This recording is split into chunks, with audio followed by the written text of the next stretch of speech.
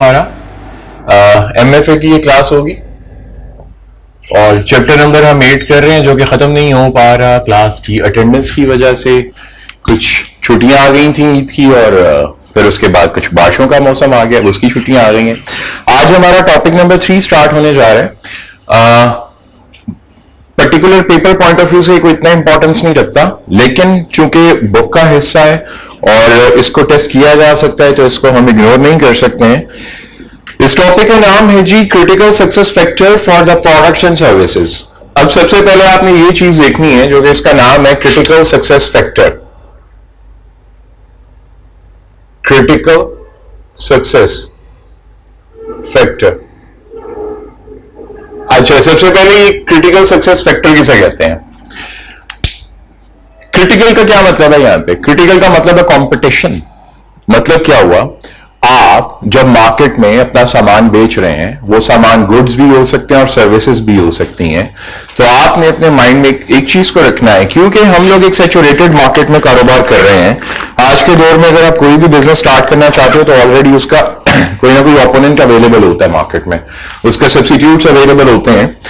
तो ऐसी कौन सी चीजें हैं जो आपको यूनिक बनाती हैं, जो आपके पास भी अवेलेबल हैं लेकिन आपका जो कॉम्पिटिटर है उसके पास वो अवेलेबल नहीं है? प्रोडक्ट दोनों की सेम है, इसमें गुड्स भी आ सकते हैं और इसमें सर्विसेज भी आ सकती हैं। प्रोडक्ट दोनों की सेम है, लेकिन आपकी प्रोडक्ट में ऐसी यूनिकनेस क्या है जो आपके कॉम्पिटिटर से आपको स्टैंड आउट करती है, उसको क्रिटिकल फैक्टर कहते हैं।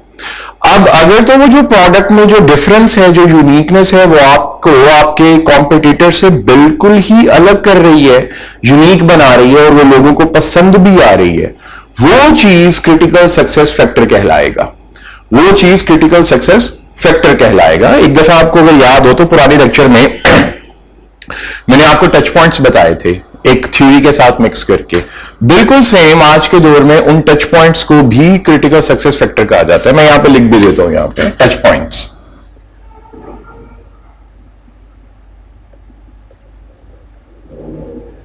टच पॉइंट की अगर मैं क्रिटिकल सक्सेस फैक्टर की बात करूं, आप किसी रेस्टोरेंट में जाते हैं, आप रेस्टोरेंट में एंटर करते हैं तो वहां पे आपको एक एरोमा आता है। एरोमा का मतलब एक पर्टिकुलर टाइप ऑफ खुशबू आती है। फिर आप उसका एम्बियंस को देखते हैं। एम्बियंस का मतलब उसके इर्द गिर्द दीवारों का इंटीरियर, उसके सिटिंग जो कैपेसिटी होती है उसको देखते हैं। वेटर्स ने कौन से कपड़े पहने होते हैं, आपको वेलकम किस तरह किया जाता है, जिस टेबल पे आप बैठते हैं वो टेबल कितना लग्जरी और कंफर्टेबल होता है। जब वो वेटर आपको आता है वो सर्व कैसे करता है, वो आपके साथ गुफ्तगू कैसे करता है, वो आपको इज्जत कितनी देते हैं, आपको प्रोटोकॉल कितना देते हैं, ये सब के सब क्रिटिकल सक्सेस फैक्टर्स में आ सकते हैं। क्यों? क्या कि दूसरे रेस्टोरेंट्स ऐसा कर रहे हैं? अगर तो कर रहे हैं तो आप उनसे थोड़ा सा यूनिक हो जाइए। ये कहने में आसान है, रियल में करने जाओ तो बहुत मुश्किल होता है। आज के दौर में यूनिकनेस क्रिएट करना बहुत मुश्किल है। आपने एक चीज देखी होगी, बड़ा एक फेमस हुआ था पीछे डायलॉग, लाले माले, सुना है आपने भी? ठीक है, इस टाइम सिर्फ ऑनलाइन के स्टूडेंट्स ही हैं, क्लास अवेलेबल नहीं है फिजिकल, तो इस वजह से मैं किसी को इंटरेक्ट नहीं कर सकूंगा अपने साथ। तो वो लाले माले एक बड़ा फेमस डायलॉग हो गया। एक पंच लाइन थी, क्या थी वो, बेच रहे थे वाटरमेलन, सेल कर रहे थे मंडी के अंदर, तो उन्होंने एक पंच लाइन बनाई हुई थी जो कि वायरल हो गई। अब ये वायरल क्यों हुई? क्योंकि ऐसी पंच लाइन आपने कभी सुनी नहीं है। आपने ये तो बड़ा सुना होगा कि भाई साहब ये वाला फ्रूट है, ये ताजा है, ये है वो, पर मुझे नहीं पता मैं कौन सा फ्रूट सेलर हूं। लेकिन वो एक ऐसी पंच लाइन थी जो यूनिक थी और वो उनका क्रिटिकल सक्सेस फैक्टर बन गया। क्यों? क्योंकि भाई दूसरे लोग नहीं कर रहे थे, उनके साथ वाले भी ट्रक पे वो वाटरमेलन बेच रहे होंगे, तरबूज कहते हैं उसको, तरबूज ही कहते हैं, वाटरमेलन बेच रहे होंगे। लेकिन द थिंग इज, उनका वाटरमेलन क्यों ज्यादा बिक रहा था? क्योंकि वो पंच लाइन की वजह से लोग अट्रैक्ट हो रहे थे। तो आज के दौर में क्रिटिकल सक्सेस फैक्टर ही वो अट्रैक्शन है जो इतने ज्यादा सब्स्टिट्यूट्स में आपको इंस्टिगेट करती है, ट्रिगर करती है कि आप ये पर्टिकुलर सब्स्टिट्यूट बाय करें, पर्टिकुलर प्रोडक्ट या पर्टिकुलर सर्विस बाय करें, और वो आपका क्रिटिकल सक्सेस फैक्टर बन जाता है। इसी के ऊपर ये सारी थ्योरी है और इसी के बारे में मैंने बता दिया। मैं बुक की लाइन पढ़ता हूं, definition of a critical success factor. Critical success factors are factors that are essential to the strategic success of business entity। मतलब क्या हुआ भाई? क्रिटिकल सक्सेस फैक्टर्स वो फैक्टर होते हैं जो आपने स्ट्रेटेजिक एक अपनी पॉलिसी बनाई, अपने मिशन को अचीव करने के लिए, आपने उस मिशन को अचीव करने के लिए जो पॉलिसी बनाई, उसके जितने भी स्मॉल स्टेप्स थे, जो ऑब्जेक्टिव्स थे, जो एम थे, जो आपने ड्रॉ किए थे, उनको अचीव करने में टाइमली मैनर में जो अचीव हो जाए, वो सारे फैक्टर जिनकी मदद से आप सीढ़ियां चढ़ के उन ऑब्जेक्टिव्स को अचीव कर पाए, उनको हम क्रिटिकल सक्सेस फैक्टर कहेंगे। वो लाले माले का एक ही ऑब्जेक्टिव है कि वो ट्रक लेके जाते हैं वाटरमेलन का और उन्होंने सेल आउट करना होता है सारे का सारा एक दिन में। उनसे पूछो तो उनकी यही विश होगी कि 1 घंटे में पूरा ट्रक बिक जाए, अगला ट्रक आ जाए, फिर अगला ट्रक आ जाए। अगर तो वो इस पंचलाइन की वजह से, लाले माले की वजह से वो अपना सारा माल बेच पाते हैं विद इन अ डे, तो उनका ऑब्जेक्टिव मीट हो गया। और ये उनकी स्ट्रेटेजी थी कि they have to increase their sales, और वो अपनी सेल्स को इंक्रीज करने में कामयाब भी हुए होंगे वो लाले माले पंचलाइन की वजह से। तो बस इसी तरह देखो, ये जितने भी बड़े बिजनेसेस हैं आपके सामने नजर आते हैं, इनमें जो क्रिटिकल सक्सेस फैक्टर होता है, समटाइम लोग खुद बनाते हैं और समटाइम खुद बन जाते हैं। इसमें कोई ऐसा कोई जीनियस नहीं है। आप जिस मर्जी इंसान की बायोग्राफी उठा के देख लो, बायोपिक उठा के देख लो, जिसमें कोई बिजनेसमैन की, कोई एंटरप्रेन्योर की, जैसा कि कल मैं एक चीज पढ़ रहा था, एक कमेंट था, एक कंपनी के सीईओ हैं, उनकी एक पोस्ट आई हुई थी मोटिवेशनल स्पीकर्स के बारे में कि आजकल के जो मोटिवेशनल स्पीकर्स हैं उनको कारोबार खुद तो कभी किया नहीं है और वो लोगों को मोटिवेट करना सिखा रहे होते हैं। फिर इसी तरह नीचे एक बंदे ने कमेंट किया हुआ था कि मैं फलानी यूनिवर्सिटी में नाम नहीं लूंगा, अच्छी बात नहीं होती, फलानी यूनिवर्सिटी से मैं एमबीए कर रहा हूं, मैं एंटरप्रेन्योरशिप पढ़ रहा हूं, और जो हमारा टीचर हमें एंटरप्रेन्योरशिप पढ़ा रहा है वो उसने कभी खुद कारोबार नहीं किया, बाय प्रोफेशन वो एक टीचर है। और हमारे पाकिस्तान में अभी ये ट्रेंड चल पड़ा हुआ है। वो ट्रेंड आप लोगों ने भी देखा होगा, मैंने भी देखा, और उसको मैंने सोचा कि मैं आप लोगों से डिस्कस भी इसको जरूर करूंगा। कुछ चीजें इनेट होती हैं, आप बने ही उनके लिए होते हो। कुछ लोग बने ही कारोबार करने के लिए होते हैं और कुछ लोग बने ही जॉब के लिए होते हैं। अगर सारी दुनिया कारोबार करेगी तो हेल्पर्स कहां जाएंगे, लेबर कहां जाएगी, मैनेजर्स वगैरह, सीईओज, सीएफओज, ये कहां जाएंगे? कहीं नहीं जाएंगे, फिर ये काम चल ही नहीं सकेगा। तो इस कायनात को डिजाइन ही इस तरह किया गया कि कुछ क्रिटिकल सक्सेस फैक्टर्स बन जाते हैं ना चाहते हुए, आप सोचते नहीं हो लेकिन बन जाते हैं। और कुछ क्या होते हैं, कुछ बनाने पड़ते हैं।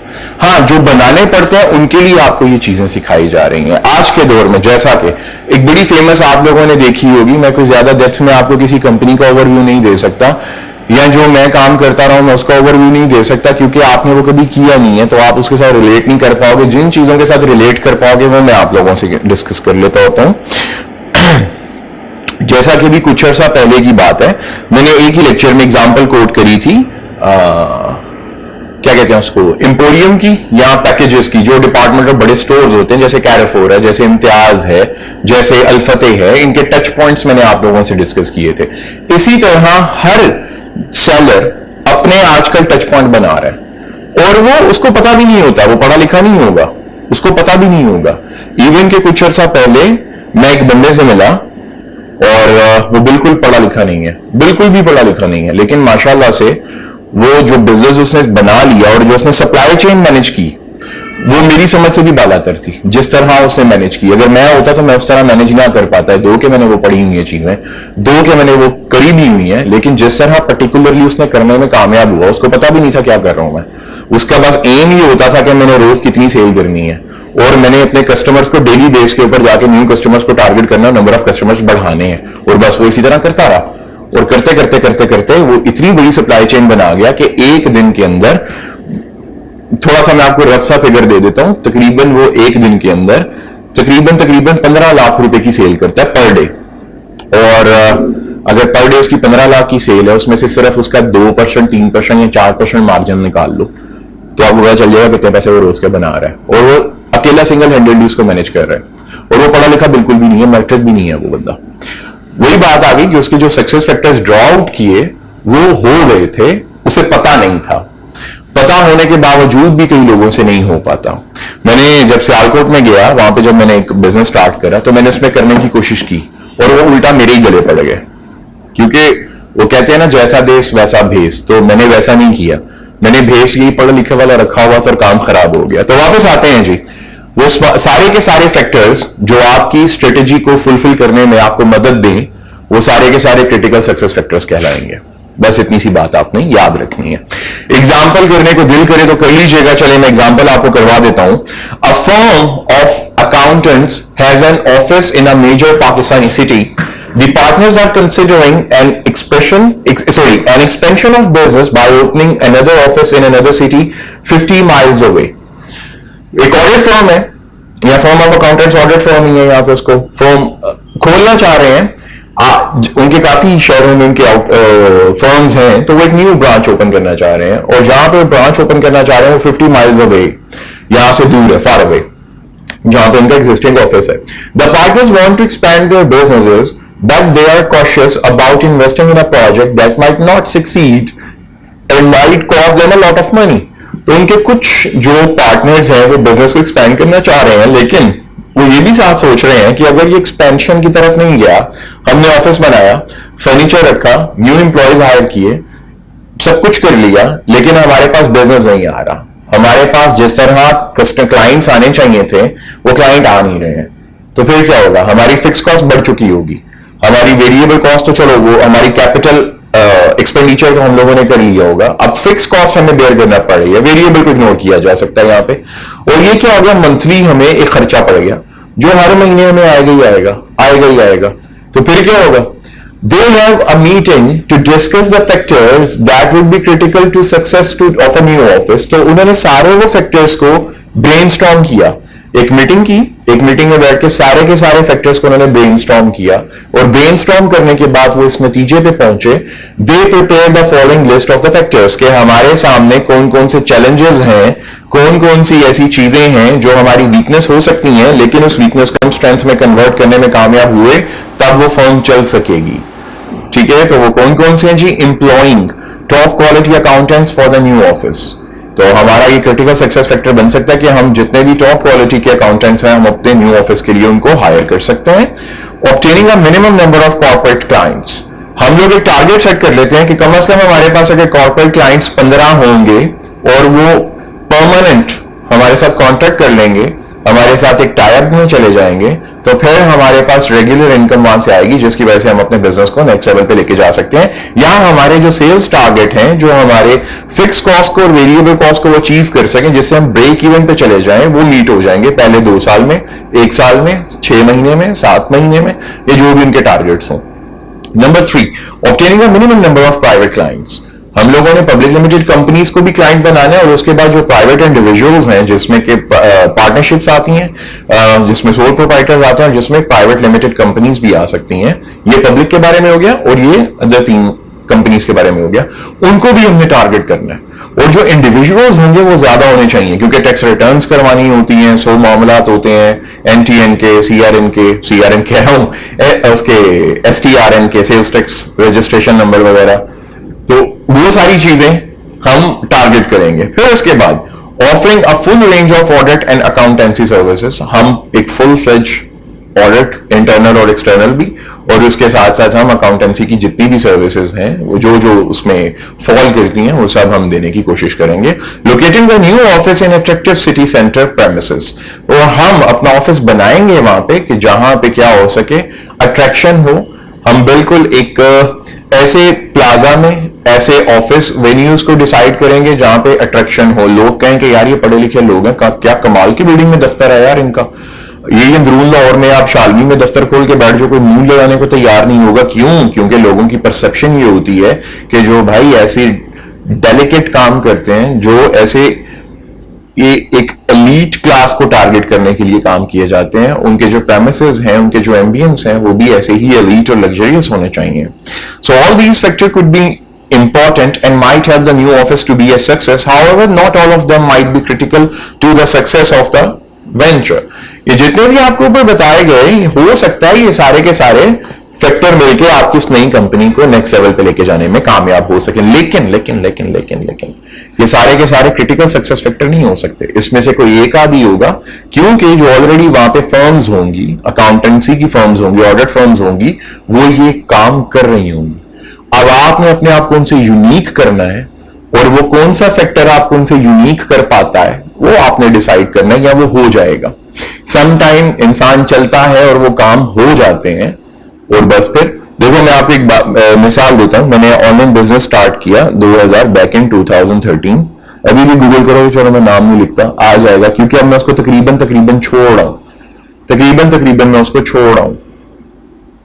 तो क्यों छोड़ रहा हूं? क्योंकि मैं स्टॉक्स में चला गया, सारा मेरा ध्यान वहीं पे होता है दिन का, तो जिसकी वजह से फिर मैं इतनी ज्यादा कश्तियों के सवार डूब ही जाता है इंसान। तो फिर बस अपने आप को एक ही लाइन में फोकस करने के लिए, और टू बी वेरी ऑनेस्ट, जितने मैंने पैसे उस कारोबार से कमाए थे वो सारे मैंने स्टॉक्स में ही इन्वेस्ट कर दिए, और वहीं पे फिर वहीं का होके रह गया।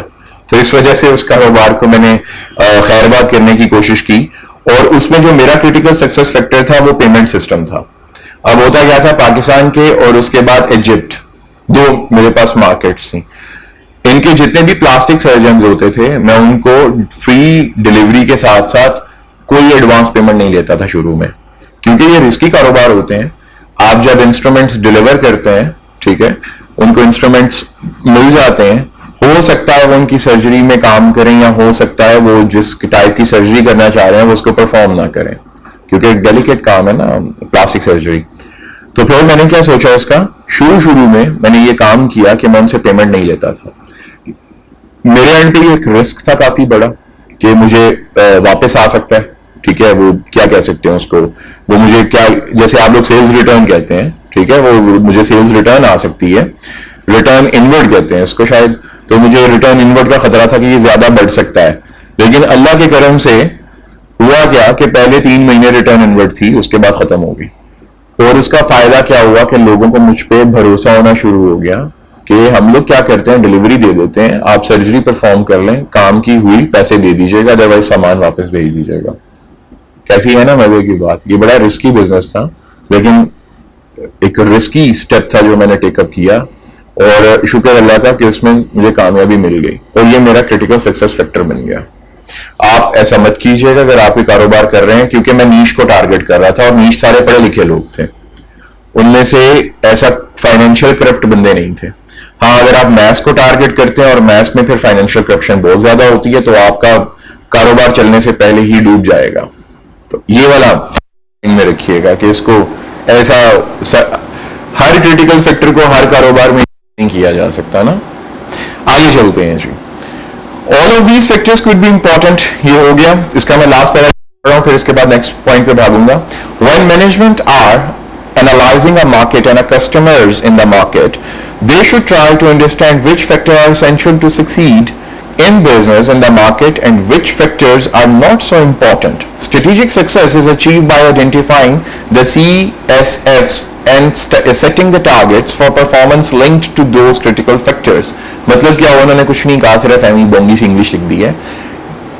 उन्होंने ये लिखा कि भाई सारे फैक्टर काम नहीं करेंगे, एक आध फैक्टर बनाओ जो यूनिक हो, आपके कॉम्पिटिटर से आपको बिल्कुल सेपरेट स्टैंड आउट कर दे, और उसकी बेस पे आप अपने मैक्सिमम नंबर ऑफ कस्टमर्स को टारगेट करने की कोशिश करो। और अगर कस्टमर टारगेट होने के बाद कस्टमर आपके पास रिटेन हो जाता है, कस्टमर बार बार आता है, तो वो आपका क्रिटिकल सक्सेस फैक्टर है, वो आपका CSF बन गया।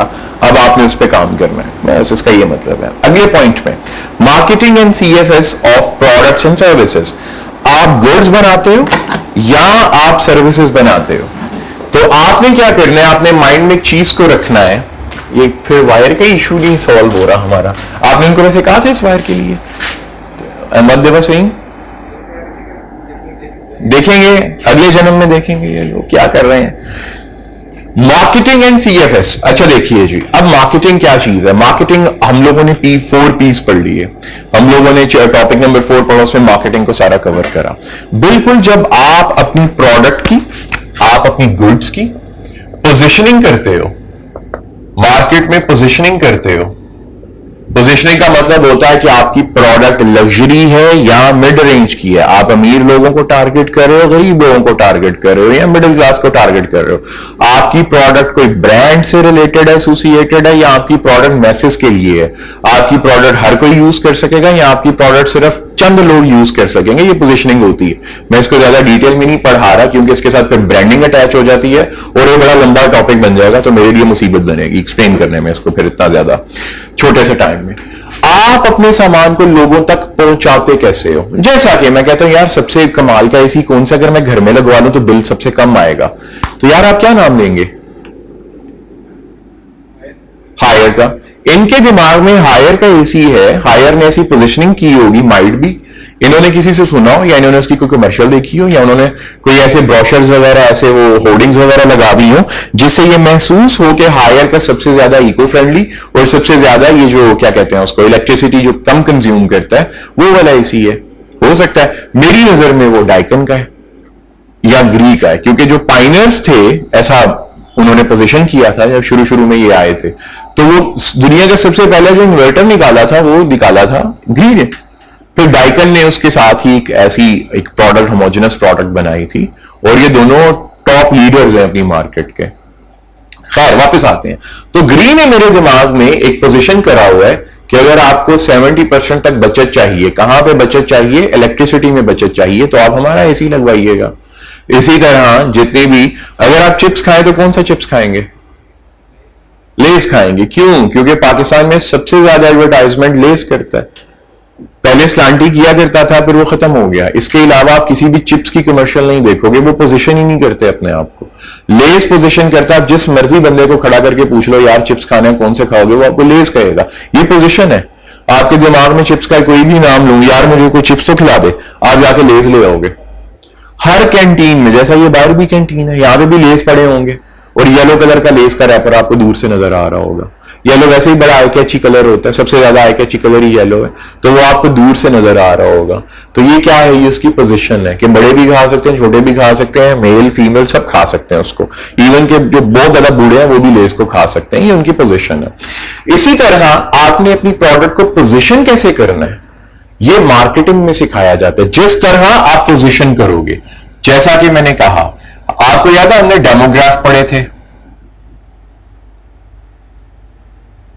हमने मार्केट के 4 पीस पढ़े थे, ये सब मिलके फिर हमने एथनिसिटी पढ़ी थी,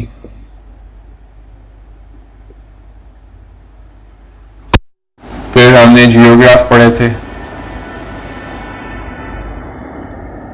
अब ये सब मिलके एक प्रोडक्ट की पोजीशनिंग में हेल्प आउट करते हैं, उसकी मार्केटिंग में हेल्प आउट करते हैं, और यहीं से अगर कोई चीज हिट हो जाए तो वो क्रिटिकल सक्सेस फैक्टर बन जाता है। मैं तो होंडा ही ऐसा एक बड़ी मशहूर पंच लाइन है, जैस का है सब कह दो। जैस का है सब कह दो, किसका है? जैस का ही है। यानी कि हमारे पाकिस्तान में जैज वालों को लगता है लोग इतने वेले हैं कि आप एक कॉल करो और जो मर्जी लंबी बातें करते रहो, और वाकई में उनकी ये पोजीशन बड़ी कामयाब हुई। जैज और वारिद के टाइप ने भी इसी को हेल्प आउट किया था कि उनकी कॉल सर्विस सबसे सस्ती पड़ रही थी जोन के बाद, कुछ ऐसे ही सिनेरियो था। खैर, तो उनकी जो ये पंच लाइन थी ये दूसरों से अलग थी। हर प्रोडक्ट की, जो आप फेमस प्रोडक्ट देखते हो, उसकी एक अपनी टैगलाइन होती है, एक अपनी पंच लाइन होती है। वो पंच लाइन भी क्रिटिकल सक्सेस फैक्टर होता है और वो पर्टिकुलर पोजीशनिंग के लिए आता है।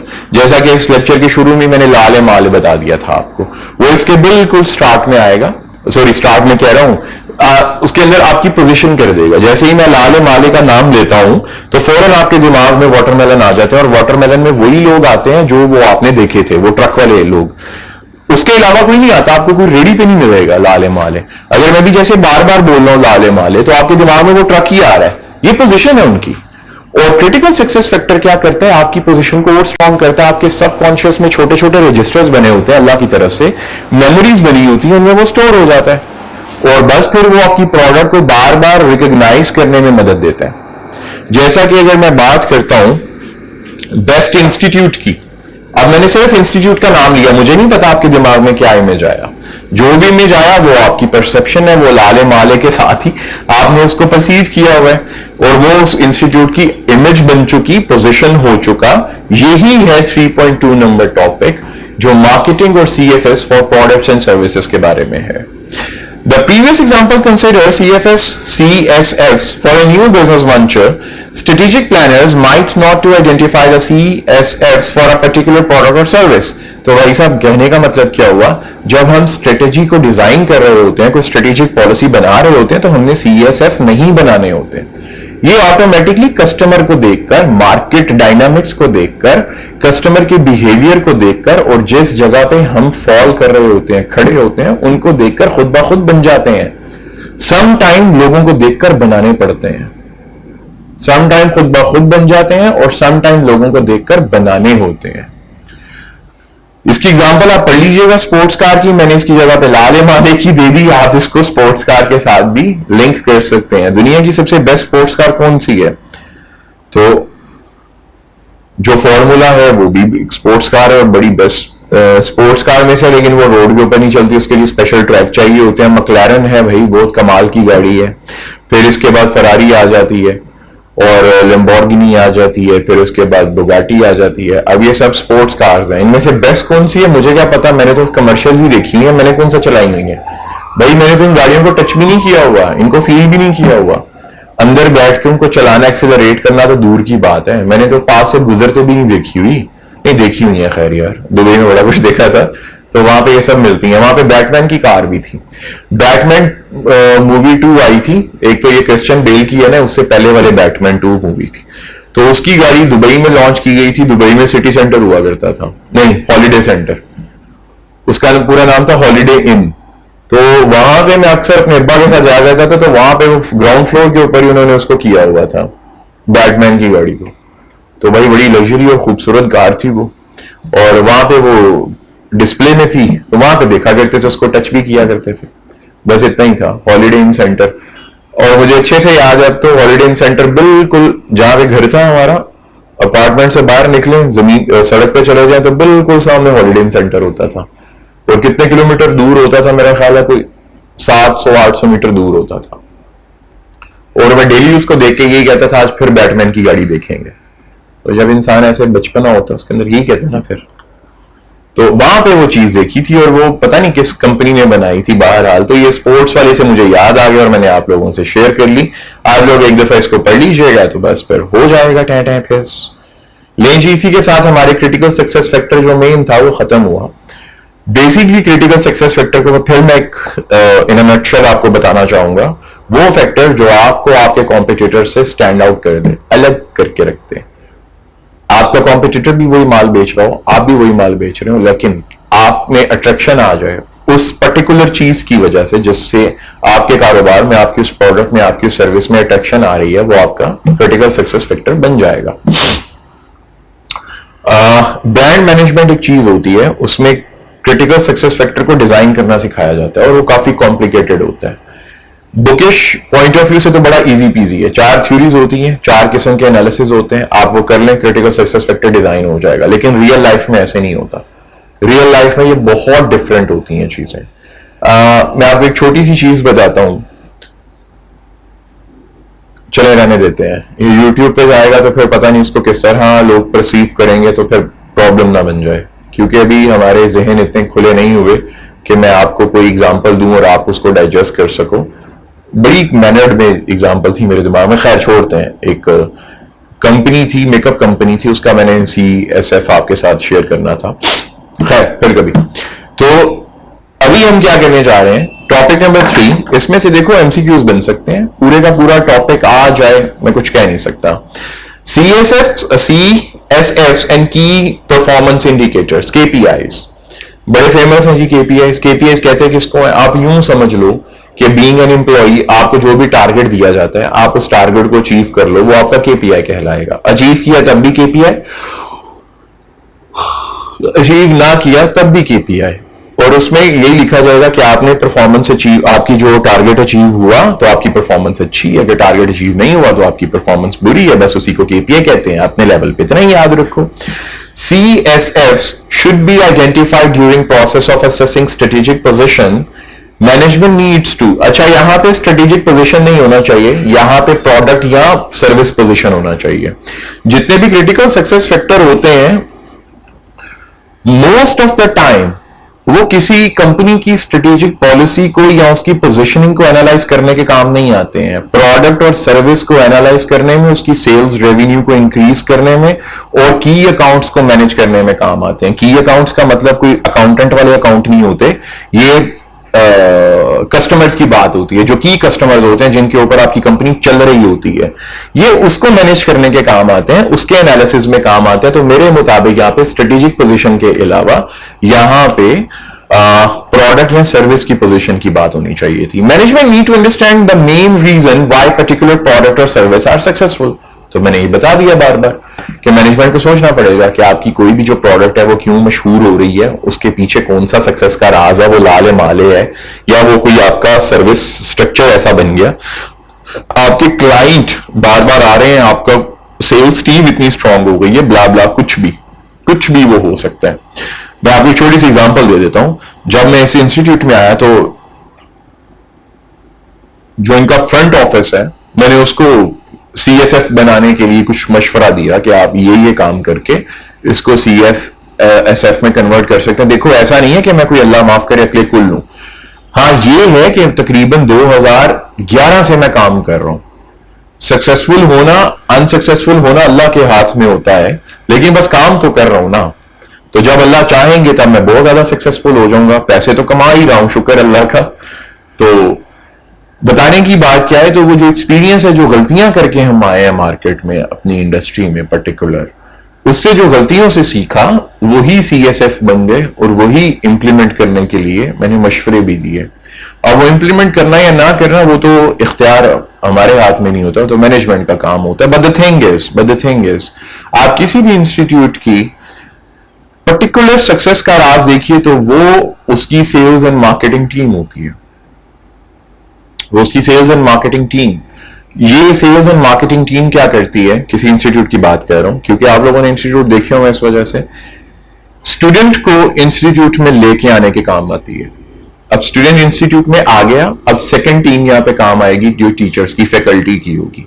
वो स्टूडेंट्स को रिटेन करें। फैकल्टी अब स्टूडेंट्स को रिटेन करेगी, ये उनका सेकंड क्रिटिकल सक्सेस फैक्टर होगा। अब यहां पे थर्ड आती है एडमिन और यहाँ की जो फ्रंट लाइन मैनेजमेंट टीम है कि उन स्टूडेंट्स की जितनी भी मुश्किलात हैं जो इन हाउस कैंपस के अंदर आ रही हैं उनको मैनेज करना। ये 3 लेयर्स में काम करते हैं, ये मैंने बता दिया CSFs। 3 लेयर्स में आप में से अगर कोई स्टूडेंट कल को कोई इंस्टीट्यूट बनाना चाहे तो उसके काम आएंगी। 3 लेयर होती हैं हर इंस्टीट्यूट को सक्सेस फैक्टर में। नंबर 1 उसकी सेल्स एंड मार्केटिंग टीम जो स्टूडेंट्स को इंस्टीट्यूट के अंदर लेके आने के काम करेगी।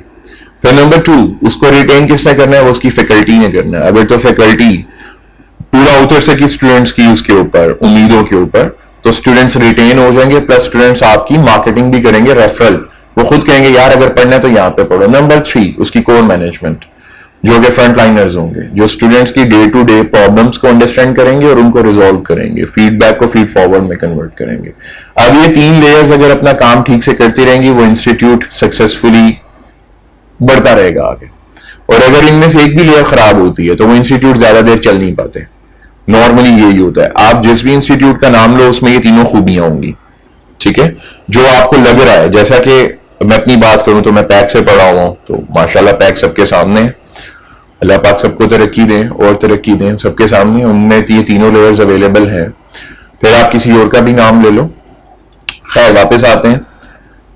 देखो, मैं यहां पे अगर किसी का नाम ले रहा हूं या कुछ कह रहा हूं तो सिर्फ स्टूडेंट्स को समझाने के लिए, पर्टिकुलरली मेरा मकसद सिर्फ वही है जो मैंने मार्केट से सीखा हुआ है, जो मैंने अपनी प्रैक्टिकल लाइफ से सीखा, वो मैं आप लोगों को समझा पाऊं। हमारे यहाँ पे माशरे का एक बहुत अजीब सा एक फिनोमेना बन गया हुआ है। वो फिनोमेना क्या है कि जो इंसान बाइक पे आएगा या साइकिल पे आएगा, बेशक वो कितना ही कारीगर क्यों ना हो, लोग उसको अहमियत नहीं देंगे। अच्छा, गाड़ी है मेरे पास, मैं मिसाल दे रहा हूं। और जो इंसान गाड़ी पे आएगा और बड़ी कमाल की गाड़ी पे आएगा, लोग उसको बहुत ज्यादा इंपॉर्टेंस देंगे और उसको सक्सेसफुल या रिच समझेंगे। तो जितनी भी कौमों ने तरक्की की है ना, उन्होंने गाड़ियों के सरों पे या अमीर दिखाने के सूरत में या जैसे भी वैसे तरक्की नहीं की है। उन्होंने काम करके अपनी नेशन को बिल्ड किया। तो मैं आपसे भी ये रिक्वेस्ट करता हूं, यहाँ पे जितनी भी मैं केस स्टडीज आप लोगों से डिस्कस कर रहा होता हूं, उसका हरगिज मतलब ये नहीं होता कि मैं आप लोगों को ये बताऊं कि हम लोगों ने अमीर होना है। उसका हरगिज ये मतलब नहीं है। उसका सिर्फ एक ही मकसद होता है कि आप लोग जो ये किताबों से देख रहे हो, रियल में ऐसा नहीं होना, बहुत डिफरेंट है रियल में रियलिटी। तो उसको उसके साथ रिलेट करने की कोशिश करो, और मेरा कोई मकसद नहीं है। आगे चलते हैं। अगर आप रिलेट कर पाओगे जब आप आर्टिकलशिप में जाओगे तो आपको फायदा होगा इसका, अदरवाइज ठीक है, फिर जैसे चल रहा है आप वैसे चला लीजिएगा। फिर उसके बाद नंबर 2 ये वाला हो गया, CSS are important in the process of marketing strategic choice. ये एक सबसे कमाल है।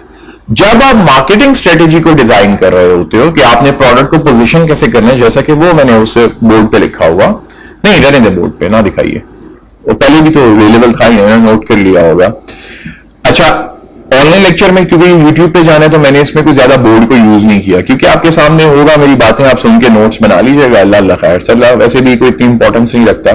कल वाला टॉपिक हमारा इंपॉर्टेंस रखेगा, कल चैप्टर 8 खत्म हो जाएगा, फिर इंशाल्लाह मंडे से, जो कमिंग मंडे आ रहा है, हम लोग चैप्टर 10 स्टार्ट करके खत्म कर देंगे और लगभग हमारा 95% सिलेबस खत्म हो जाएगा। तो वापस आते हैं जी। CSFs are important in the process of making strategic choices. A business entity should select strategies that will enable it to achieve a competitive advantage over its competitors. तो वही बात भाई कि आपको कौन सा एडवांटेज मिलेगा, CSF बनाएगा कि आपके कॉम्पिटिटर को आप बीट कर सको। तो ये आगे वाले पॉइंट पढ़ लीजिएगा, ये सब वही हैं जो मैंने आपको बार बार एक्सप्लेन कर दिए। आप घर पे आराम से बैठ के इसको एक दफा पढ़ेंगे, सारी चीजें आपके ब्रेन में वैसे ही आ जाएंगी इस लेक्चर को सुनने के बाद।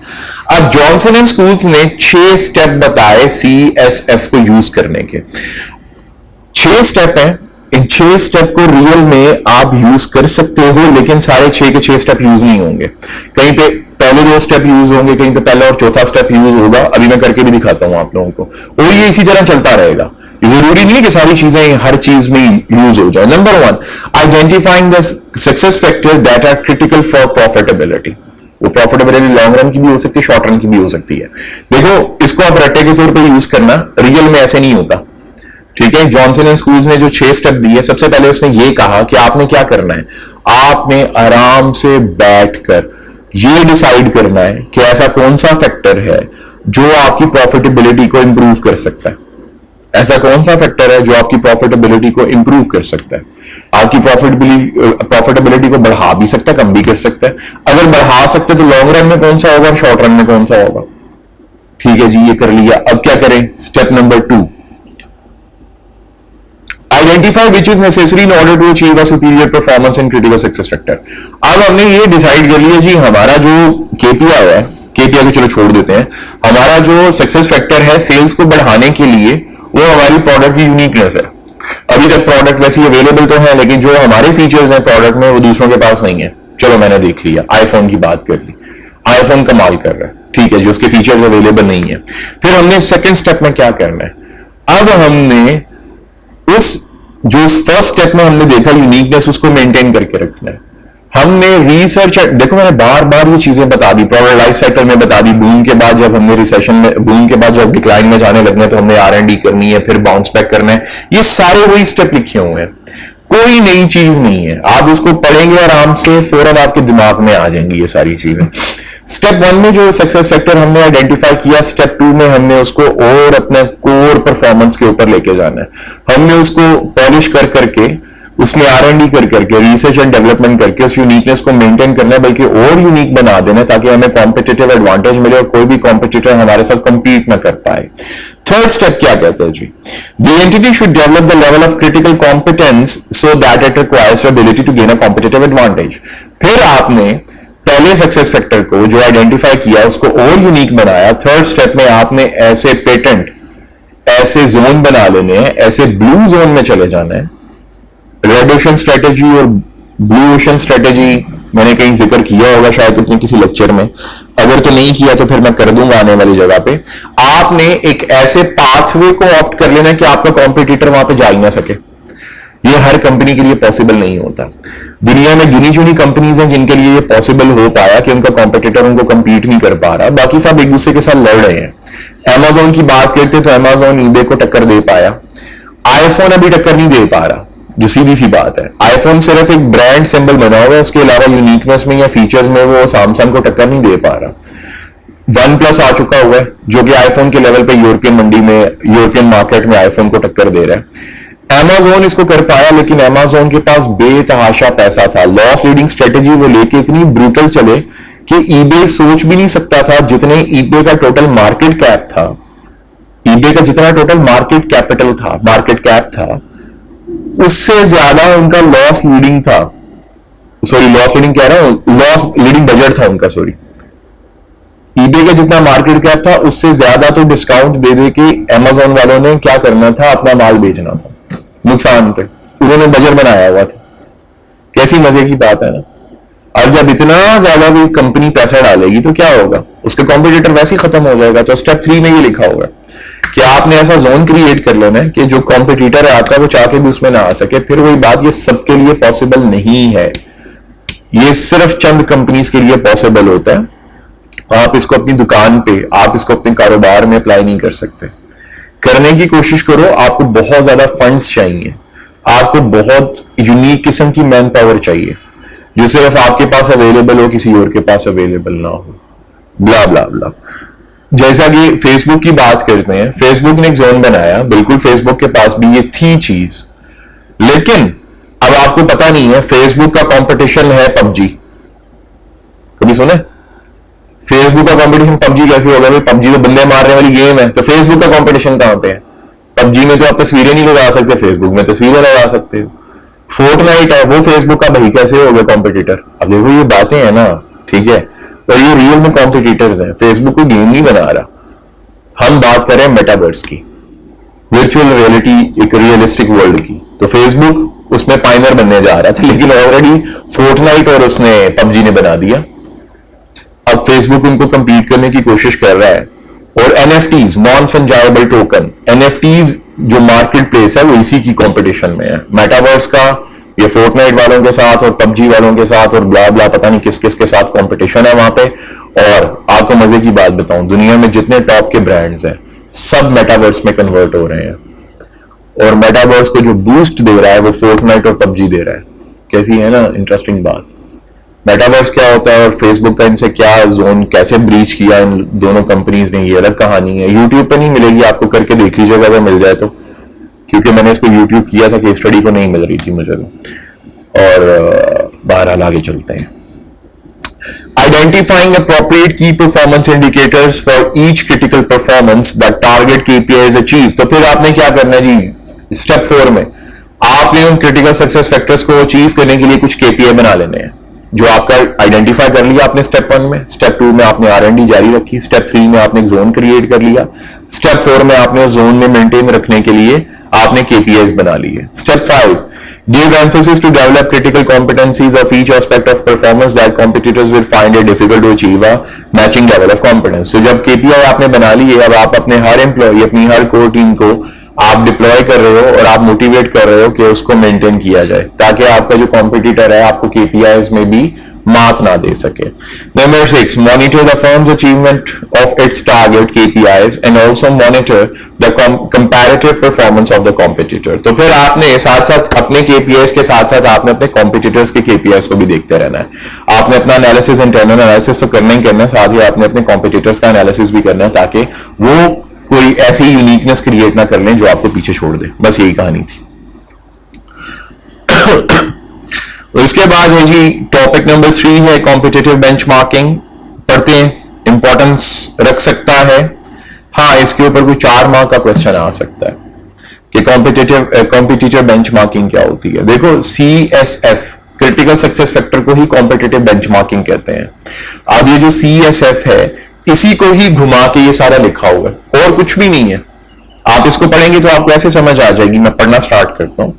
Benchmarking is a process of comparing. Benchmarking की डेफिनेशन लिखी है जी। बेंचमार्क का मतलब क्या होता है जी? एक ऐसी जगह कह रहा हूं, एक ऐसा लेवल ऑफ कॉम्पिटेंस कि भाई रिजल्ट क्या आता है। अगर 100 में से 50 नंबर आए तो पास, तो ये 50 नंबर बेंचमार्क है। एक ऐसा लेवल ऑफ कॉम्पिटेंस, अगर आपने ये लेवल अचीव कर लिया तो आप विनर है, अदरवाइज आप लूजर है। उसको हम बेंचमार्क कहेंगे। बस ये डेफिनेशन लिखी है। अगर आप CSF में, क्रिटिकल सक्सेस फैक्टर में, कैसा बेंचमार्क डिजाइन करने में, डेवलप करने में कामयाब हो जाते हैं, तो इसका मतलब क्या हुआ? आपने कॉम्पिटिटिव बेंचमार्क बना दिया कि आपका कॉम्पिटिटर ये पर्टिकुलर लेवल अचीव करे, तब जाके वो प्रोडक्ट को सेल आउट कर पाएगा जितनी आप सेल आउट कर रहे हो, अदरवाइज नहीं कर पाएगा। लेकिन इसमें क्या होता है, कॉम्पिटिटर बेंचमार्किंग में लोग क्या करते हैं, अपनी प्रोडक्ट के या सर्विस के पेटेंट राइट ले लेते हैं। सर्विस के पेटेंट राइट कैसे होते हैं, थोड़ा सा अलग ही टॉपिक है। खैर, प्रोडक्ट के पेटेंट राइट ले लेते हैं। अब जब प्रोडक्ट के पेटेंट राइट ले लेंगे, सर्विस के लाइसेंस होते हैं, खैर प्रोडक्ट के पेटेंट राइट ले लेंगे तो वो पर्टिकुलर कोई कंपनी उसको बना नहीं पाएगी क्योंकि डिजाइन आपने ले लिया। जैसा कि आईफोन का जो डिजाइन है कोई और कंपनी उसको डेवलप ही नहीं कर पाएगी, अगर कर पाएगी तो आईफोन केस करेगा उन पे। सैमसंग ने किया था, सैमसंग पे केस भी हुआ था, $3 बिलियन का उसको हर्जाना भी पे करना पड़ा था। तो इसी को हम कॉम्पिटिटर बेंचमार्किंग कहेंगे। तो मेथड क्या है बेंचमार्किंग के? हमारे सामने तकरीबन 6 किस्म के मेथड आते हैं। Number 1, internal benchmarking. An entity might compare the performance of units within the organisation with the best performance unit. मतलब क्या हुआ जी, एक कंपनी है, उसकी 30, 40, 50, 60 ब्रांचेस हैं। तो उसने क्या किया, उसकी 10 ब्रांचेस बड़ी कमाल की हैं, वहां की कोर टीम बड़ी कमाल की है, वहां पे जो customer care centre, customer after से सर्विस बड़ी कमाल की दे रहे हैं लोग। जो रीजन पाकिस्तान का है, वो मैकडॉनल्ड की बात करें, जो मैकडॉनल्ड पाकिस्तानी रीजन में काम करता है, बड़ा कमाल का करते हैं, तो ये उसकी इंटरनल बेंचमार्किंग बन गई। आपके जो इंटरनल कंपनी के अंदर जो आपके लोग काम कर रहे हैं, जो डिपार्टमेंट्स हैं, उनमें से जो बेस्ट डिपार्टमेंट होगा वो आपका इंटरनल बेंचमार्क होगा। आप हर डिपार्टमेंट को कहोगे भाई उस पर्टिकुलर डिपार्टमेंट को फॉलो करो, उसकी performance day by day improve हो रही है, आप भी अपनी परफॉर्मेंस इंप्रूव करो, बस। इसी तरह ऑपरेशनल बेंचमार्किंग। ऑपरेशनल बेंचमार्किंग, अगर आप कोई मैन्युफैक्चरिंग कंपनी हो तो आपने पर्टिकुलर टाइप ऑफ क्वालिटी को बेंचमार्क बना दिया कि हम हर प्रोडक्ट को इस क्वालिटी पे बनाएंगे, और एक क्वालिटी एश्योरेंस डिपार्टमेंट बना दिया जो एश्योर करेगा, जो इंस्पेक्शन करेगा कि पर्टिकुलर जो क्वांटिटी है, पर्टिकुलर जो कमोडिटी है वो वैसी ही बन रही है कि नहीं बन रही, जो बेंचमार्क हमने सेट करा। फिर number 3, operational benchmarking arrangement might be negotiated with another business entity. मतलब इसके आगे आप लिख सकते हैं आउटसोर्स। मतलब क्या हुआ, आईफोन खुद तो फोन बनाता नहीं, वो तो चाइना से बनवाता है, तो चाइना की जो कंपनी बना के दे रही है, उसका नाम मोबाइल जोन ऐसा कुछ नाम है उसका, या टी मोबाइल ऐसा कुछ नाम है, जो बना के देती है उसको, आई थिंक टी मोबाइल है। जो टी मोबाइल कंपनी है, आप वहां पे पहुंचोगे, आईफोन वाले वहां पे लैंड करेंगे, जाके उनको वो बेंचमार्क सिखाएंगे कि हमें ये पर्टिकुलर टाइप का आईफोन बना के देना, इससे नीचे नहीं होना चाहिए। और उनकी ऑपरेशनल टीम को भी क्या करेंगे, इंस्पेक्ट करेंगे, और उस इंस्पेक्शन में वो एश्योर करेंगे कि जो हम लोगों ने जिस तरह का बेंचमार्क डिसाइड किया ये उसको मीट कर रहे हैं कि नहीं, और वो उसको मीट करवाएंगे, क्योंकि भाई आउटसोर्सर्स है ना यार, वो क्लाइंट है ना उसका, आईफोन टी कंपनी का मेन क्लाइंट है ना। अगर आईफोन चला गया तो टी कंपनी को कितना नुकसान होगा, क्योंकि आईफोन इतना ज्यादा बनता है और इतना ज्यादा दुनिया में बिकता है। कॉम्पिटिटिव बेंचमार्किंग और कस्टमर बेंचमार्किंग, ये सारी वही चीजें हैं जो मैंने अभी आपको पढ़ा दी। तो आप इसको एक दफा पढ़ेंगे और आपको समझ आ जाएगी।